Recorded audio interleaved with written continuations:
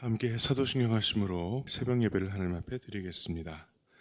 전능하사 천지를 만드신 하나님 아버지를 내가 믿사오며 그 외아들 우리 주 예수 그리스도를 믿사오니 이는 성령으로 잉태하사 동정녀 마리아에게 나시고 본디오 빌라도에게 고난을 받으사 십자가에 못 박혀 죽으시고 장사한 지 사흘 만에 죽은 자 가운데서 다시 살아나시며 하늘에 오르사 전능하신 하나님 우편에 앉아 계시다가 저리로서 산 자와 죽은 자를 심판하러 오시리라.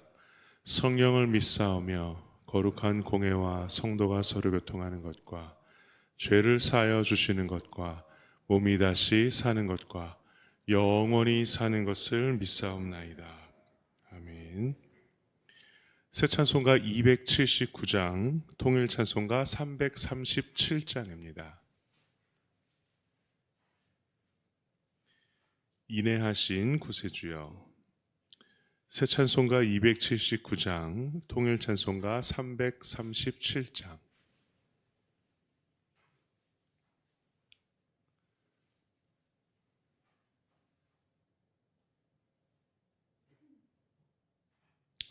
함께 찬양드리겠습니다.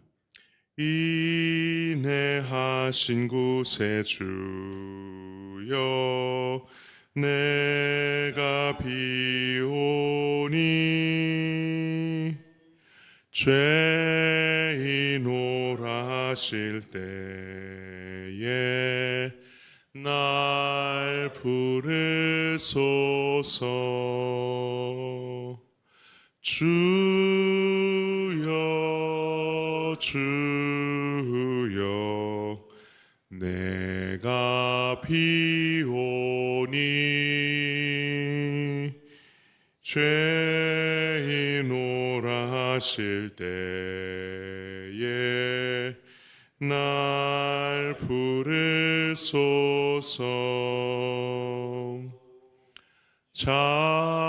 자비하신 보좌 앞에 꿇어 엎드려 자복하고 회개하니 믿음 주소서. 주여 주여 내가 비오니 죄인 오라실 때에 날 부르소서. 주의 공로 의지하여 주께 가오니 상한 마음 고치시고 구원하소서.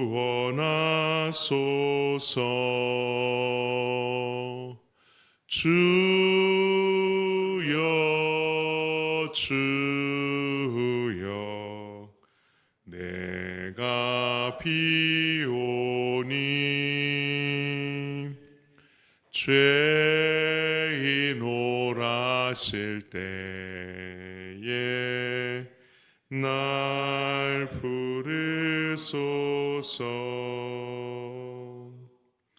만복 근원 우리 주여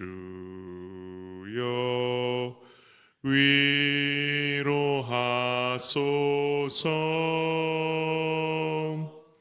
우리 주와 같으시니 어디 있을까. 주여 주여 내가 비오니 죄인 오라실 때에 날 부르소서.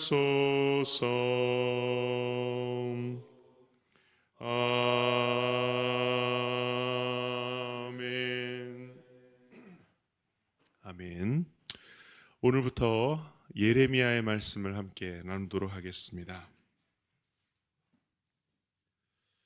오늘은 예레미야 1장부터 4장까지의 말씀입니다.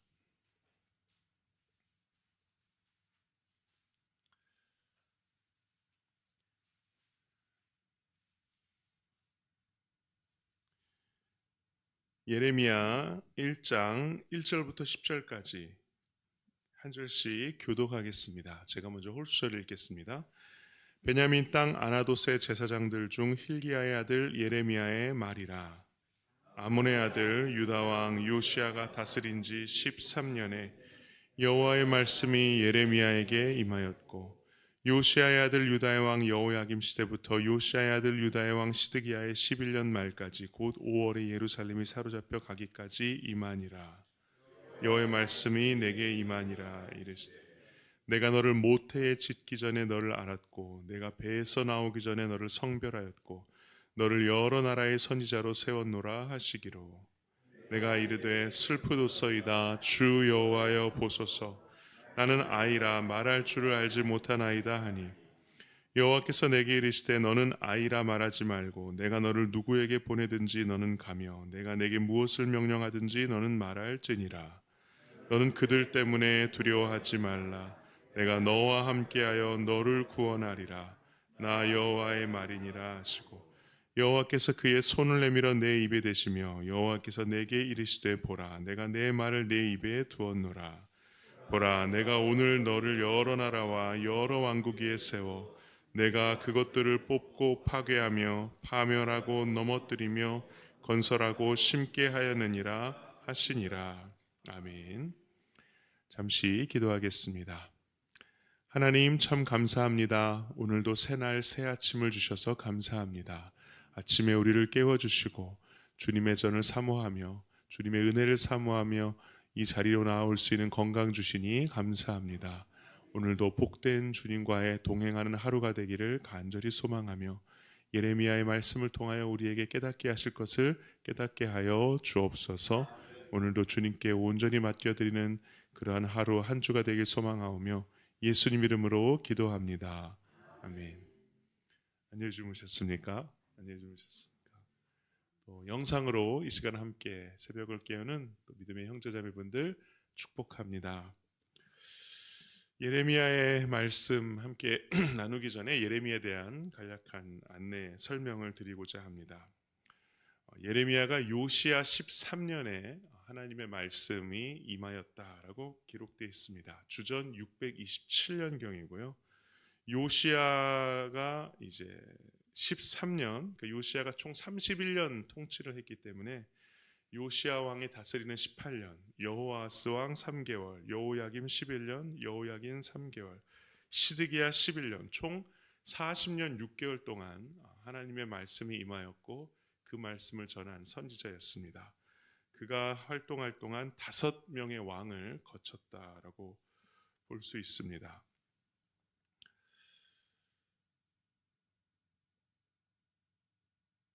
네. 그래서 예레미야는 유다가 멸망으로 치닫는 어두운 시대에 하나님의 예언을 한 비운의 선지자였습니다. 나라가 멸망할 것이니 바벨론에게 항복하라 라고 이야기했던 메시지를 끊임없이 전했고요. 결국은 멸망을 피할 수가 없었습니다. 그러니까는 이 유다라는 나라와 함께 침몰할 수밖에 없었고요. 아무리 40년 동안 얘기했지만 돌이키지 않은 유다 백성들 때문에 멸망을 지켜볼 수밖에 없었던 그런 안타까운 비운의 선지자였습니다. 그는 나라의 운명을 생각하면서 눈물이 마르지 않았기 때문에 눈물의 선지자라는 별명까지 얻게 되었습니다. 요시야 왕은 8세 왕이 되어서 31년간 국가를 통치하며 영적 개혁을 단행했던 하나님이 기뻐하셨던 마지막 왕이었고요. 당시 국제 무대에서는 나부폴리살이라고 하는 왕이 626년에 신바벨론 제국을 건설해서 아수르를 위협하고 있었습니다. 그 이후 수도인 니느웨가 612년에 멸망하면서 아수르가 기울어지고 바벨론이 패권을 쥐게 됩니다. 바벨론의 세력의 확장이 이제 계속 이루어지자 여기에 위협을 느낀 이집트의 왕 바로, 느고 2세가 바벨론 세력을 저지하기 위해서 주전 609년에 갈그미스 전투를 하러 북진을 하게 되는데, 이때 반아수르 입장이었던 유다의 요시야 왕이 이집트 군대가 지나가는 것을 막고 싸우고자 무깃도에서 싸우다가 전사합니다. 그때서부터 유다도 내리막길을 걷게 돼요. 요시야 왕의 아들인 여호아스는 이집트에 끌려가 죽게 되고, 이집트는 요시야 왕의 또 다른 아들인 엘리야김을 왕위에 앉혀서 그 이름을 여호야김으로 바꿉니다. 주전 605년에 이제 갈그미스에서 이집트와 바벨론이 접전을 치르는데 이집트가 패해요. 그래서 바벨론이 유다까지 침공하게 됩니다. 그래서 바벨론은 예루살렘의 성전 기구와 또 소수의 왕족과 귀족을 1차로 이제 포로로 끌고 가게 되고요. 이때 다니엘의 세 친구도 포로로 가게 됩니다. 여호야김의 아들인 여호야긴이 왕이 되었을 때 바벨론은 예루살렘을 2차 침공합니다. 이때가 주전 597년이었는데 이때 성전의 모든 보물, 왕궁의 모든 보물, 왕과 그 어머니를 비롯한 예루살렘 백성, 지도자, 용사 10,000명, 장인, 대장장이 등 기술자들을 다 데리고 가고, 이때 선지자 에스겔도 끌려가게 됩니다.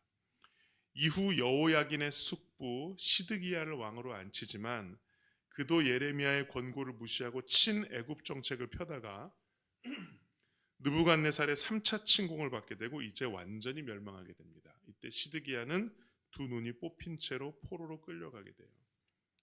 그러니까 예레미야의 말대로 바벨론에게 온전히 항복했으면 이토록 비참한 최후는 갖지 않았을 텐데, 끊임없이 이제 애굽을 의지하고 애굽과의 모종의 결탁을 맺으려 했던 대가로 끔찍한 최후를 맞이하게 됩니다.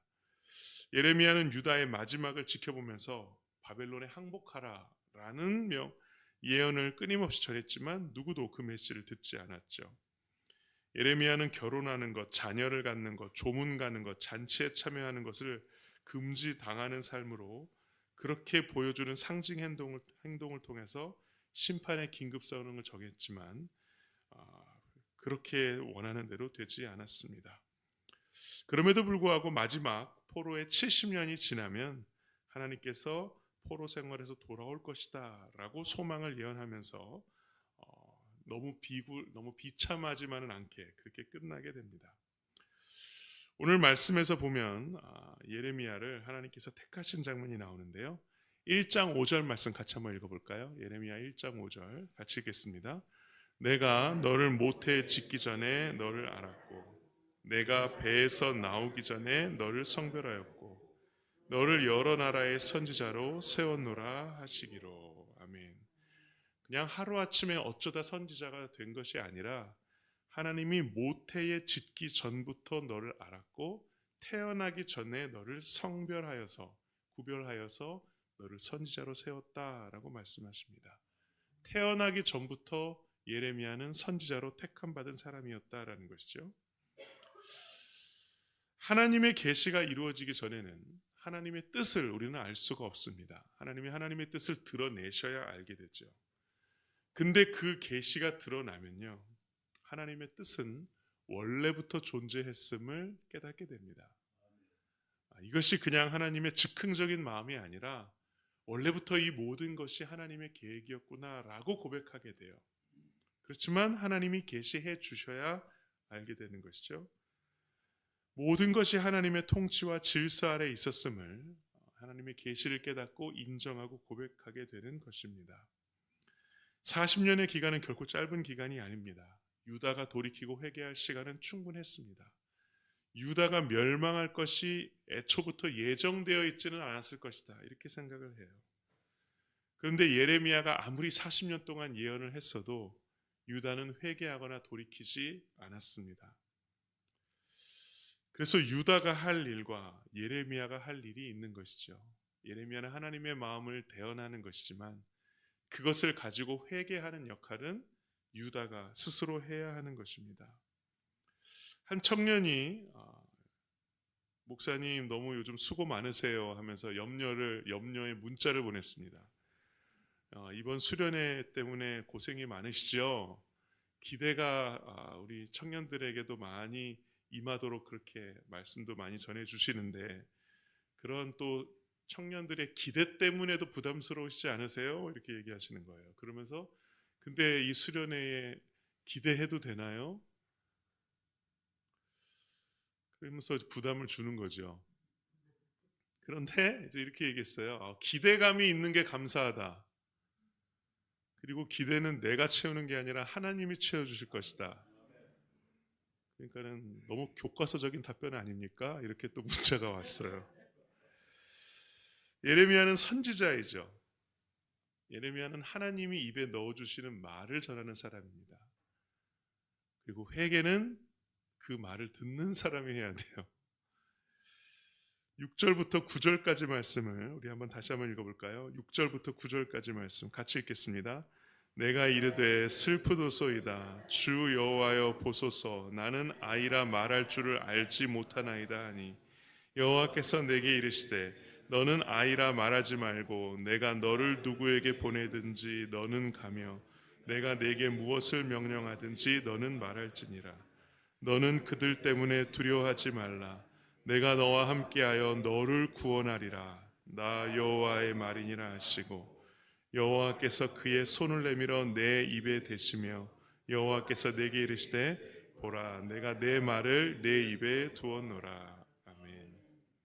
길을 안내하는 것이 선지자의 역할이라면 그 길을 걷는 것이 유다 백성의 역할입니다.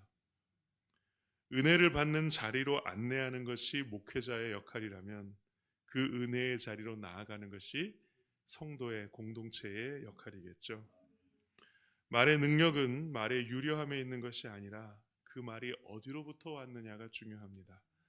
예레미야는 어린아이와 같아서 나는 말을 잘할 줄 모릅니다 라고 얘기했지만 하나님이 넣어주신 말이니 그의 입에는 권세가 있습니다. 그래서 10절에 보면 하나님께서 예레미야를 어떻게 세우시느냐, 10절 말씀 같이 읽겠습니다. 보라 내가 오늘 너를 여러 나라와 여러 왕국 위에 세워 내가 그것들을 뽑고 파괴하며 파멸하고 넘어뜨리며 건설하고 심게 하였느니라 하시니라. 아멘.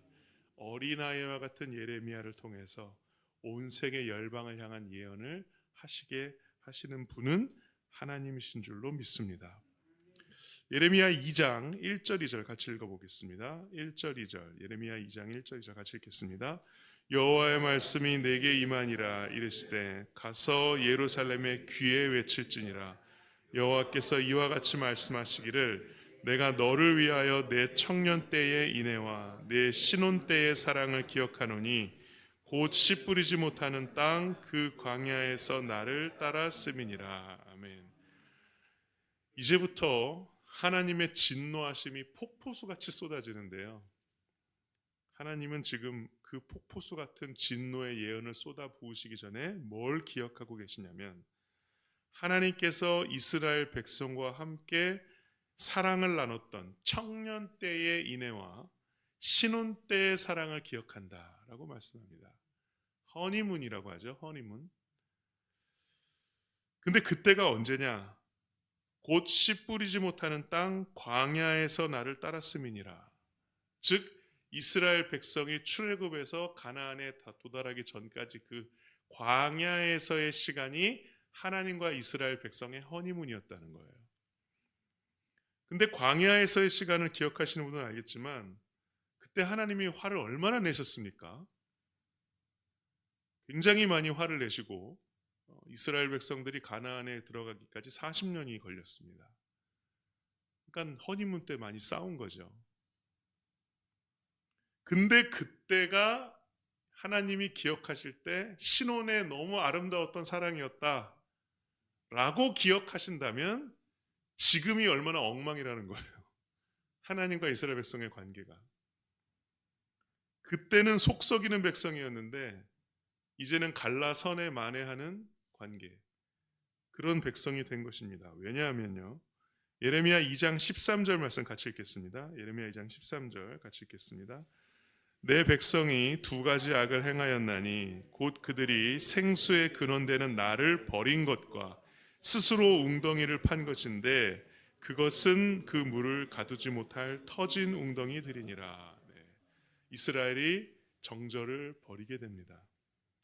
하나님을 버리고요, 하나님이 생수의 근원 되시는 샘물이신데 그걸 포기하고 오만 데서 웅덩이를 팠는데 그 웅덩이는 물이 모여 있거나 물이 차오르지 않고 어딘가 쑥쑥쑥 빠져버리는 웅덩이들이래요.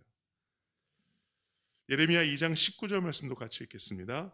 내 악이 너를 징계하겠고 내 반역이 너를 책망할 것이라. 그런즉 내 하나님 여호와를 버림과 내 속에 나를 경외함이 없는 것이 악이요 고통인 줄 알라.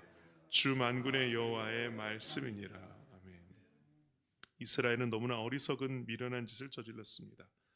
생수의 근원이 된 하나님을 버리고 웅덩이를 쓸데없는 웅덩이를 판 것입니다. 이것을 좀 더 구체적으로 이렇게 묘사하고 계시는데요. 예레미야 3장 6절부터 10절, 예레미야 3장 6절부터 10절. 제가 짝수어 읽고 여러분 홀수어 읽어주시면 좋겠습니다. 먼저 읽겠습니다. 요시야 왕 때 여호와께서 또 내게 이르시되 너는 배역한 이스라엘이 행한 바를 보았느냐. 그가 모든 높은 산에 오르며 모든 푸른 나무 아래로 가서 거기서 행음하였도다. 그가 이 모든 일들을 행한 후에 내가 말하기를 그가 내게로 돌아오리라 하였으나 아직도 내게로 돌아오지 아니하였고 그의 반역한 자매 유다는 그것을 보았느니라.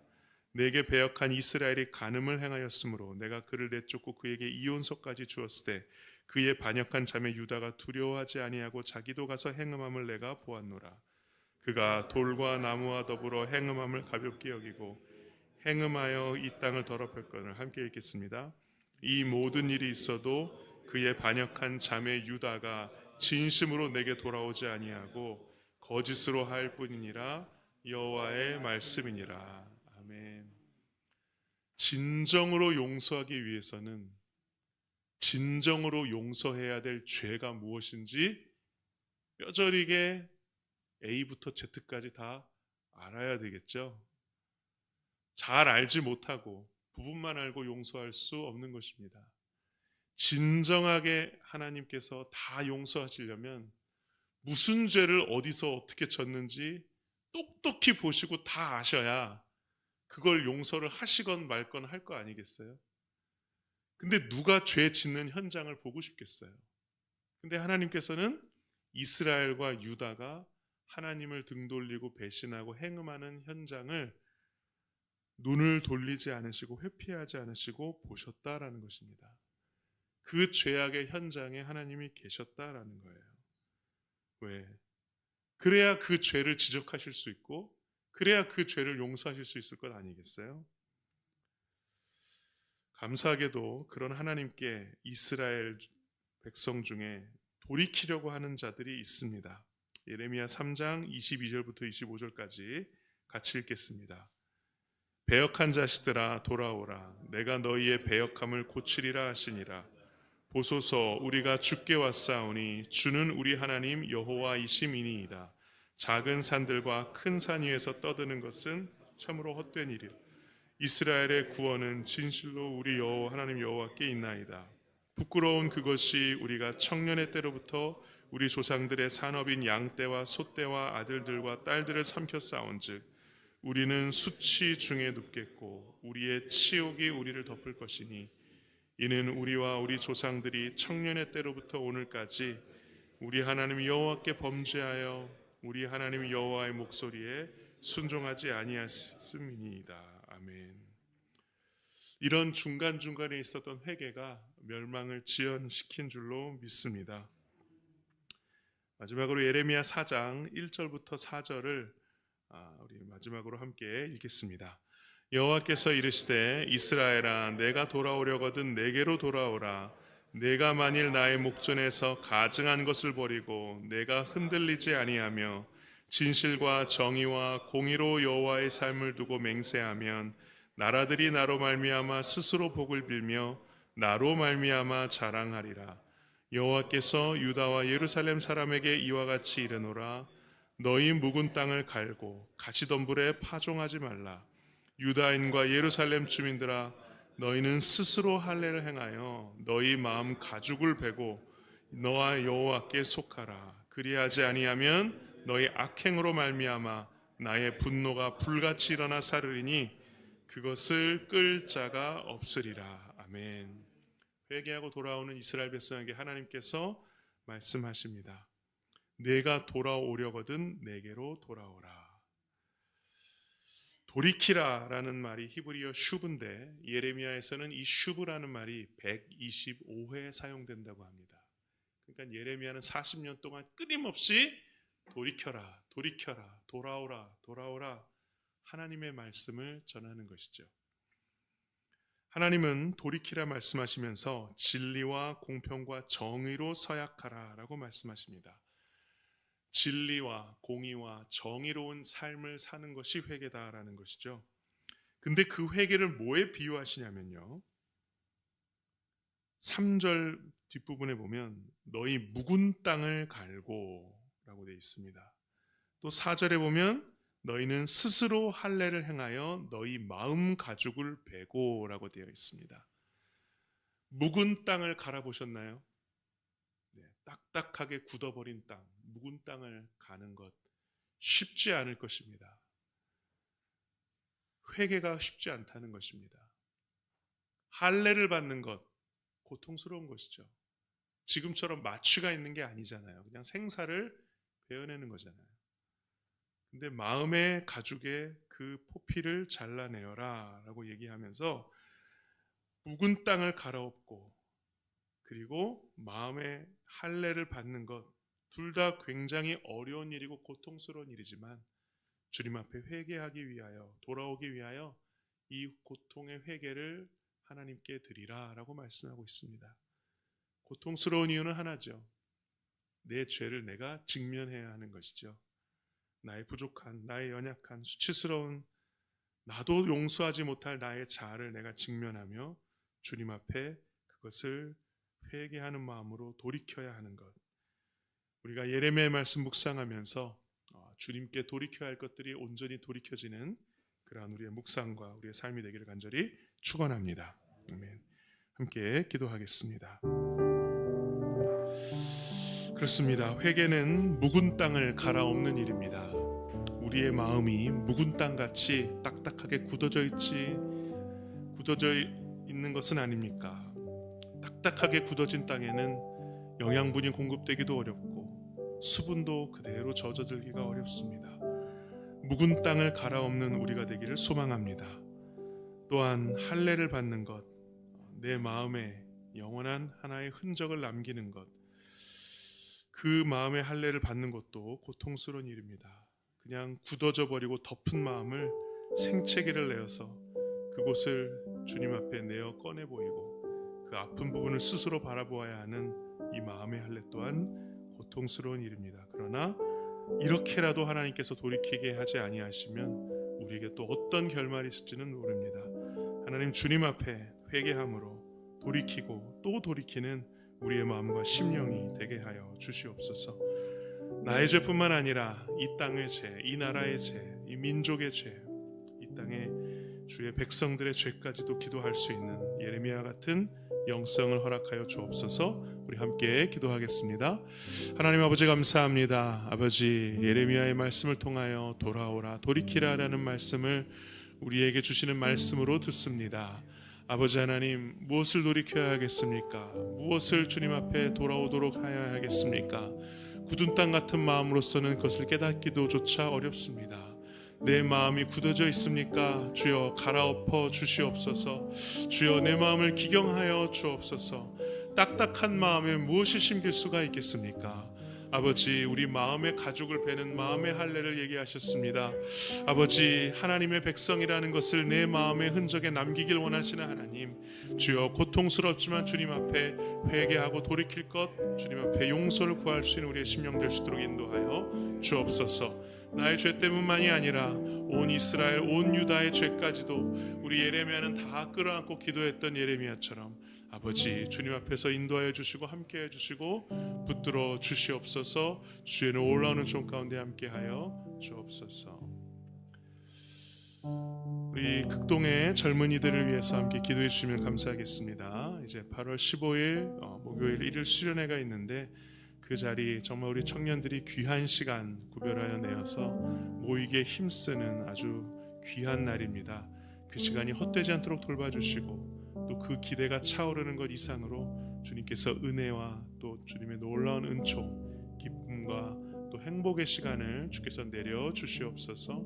준비하는 자들은 최선을 다해 준비하되 주님께서 마련하신 은혜와 또 놀라운 주님의 정말 청년들을 향한 그 만나 주심에 우리들이 정말 다 청년들이 주님을 만날 수 있는 복된 시간 되게 해달라고 우리 함께 중보해 주시면 감사하겠습니다. 기도하겠습니다. 하나님 아버지 감사합니다. 아버지, 이번 주 목요일에 젊은이 공동체 우리 수련회가 있습니다. 하나님께서 허락하신 귀하고 복된 만남입니다. 아버지, 기대하는 마음으로 또 호기심으로 참여하는 우리 귀한 청년들인데 아버지, 그 청년들의 마음 가운데 주님 함께 임하여 주시옵소서. 예레미야의 마음으로 주님 또 전하고 또 전할 때 그들의 마음이 돌이켜 주님을 향할 수 있도록 돌봐주시고, 이 청년의 때에 주님을 만난다라는 것이 얼마나 복된 만남입니까? 주여 갈아엎어 주옵소서. 기경하여 주옵소서. 주님께서 친히 그 마음마다 주의 사랑을 심어 주시옵소서. 나는 주님의 백성입니다. 나는 주님의 택한 백성입니다. 주님께서 땅끝까지 돌아가셔도 우리를 되찾아오실 바로 하나님이신 줄로 믿습니다. 그 믿음의 고백 있게 하시고 구원이 임하게 하여 주옵소서. 주님께 회개하고 돌이키는 은혜가 우리 가운데 있을 수 있도록 돌보시고 역사하여 주옵소서. 주님 함께하여 주옵소서. 아버지 하나님, 오늘부터 예레미야의 말씀을 우리에게 주시니 감사합니다. 5명의 왕을 보면서 5명의 왕이 흥왕하고 성쇠하는 것을 바라보면서 예레미야는 통탄하는 마음 가운데 서서히 기울어져가는 유다를 위해 끊임없이 울고 토로하고 정말 하나님과 메시지와 스스로와 유다 백성들과 갈등하는 그의 모습을 보면서 하나님의 마음을 먼저 안 자의 또한 그러한 비극, 먼저 하나님의 그 마음을 깨달은 자의 정말 어쩔 수 없이 감당해야 될 그 슬픔, 또 그것들을 우리가 보게 됩니다. 어쩌면 우리가 마냥 행복할 수만은 없는 우리의 인생입니다. 얼마나 많은 백성들이 주님 앞에 돌아와야 하고 돌이켜야 할지, 한 사람이라도 더 구원하시고자 지금도 한 사람의 예레미야를 찾으시는 하나님께서 우리들의 작은 기도를 통하여 돌이키시는 한 사람의 영혼이 있다면 이것이 헛되지 않은 줄로 아오니, 주여 우리로 하여금 기도하게 하시고 돌이킬 사람들 돌이킬 수 있도록 우리의 말씀과 메시지가 전달될 수 있도록 돌봐주시고, 우리는 어린아이 같은 사람이라 우리의 입술은 늘 부족하겠지만 우리의 입술에 말을 넣어주시는 분은 하나님이시오니 그 하나님의 마음 가지고 늘 어디든 나아갈 수 있는 우리 모두가 되게 하여 주옵소서. 목요일 허락하신 귀한 수련회를 통해서 주님께서 마음껏 역사하시고 우리 청년들 만나주시며 그들의 마음 돌이키고 회복시키실 줄 믿사오며 예수님의 이름으로 감사하며 기도드렸사옵나이다. 아멘. 하늘에 계신 우리 아버지여, 이름이 거룩히 여김을 받으시오며 나라의 마옵시며 뜻이 하늘에서 이루어진 것 같이 땅에서도 이루어지이다.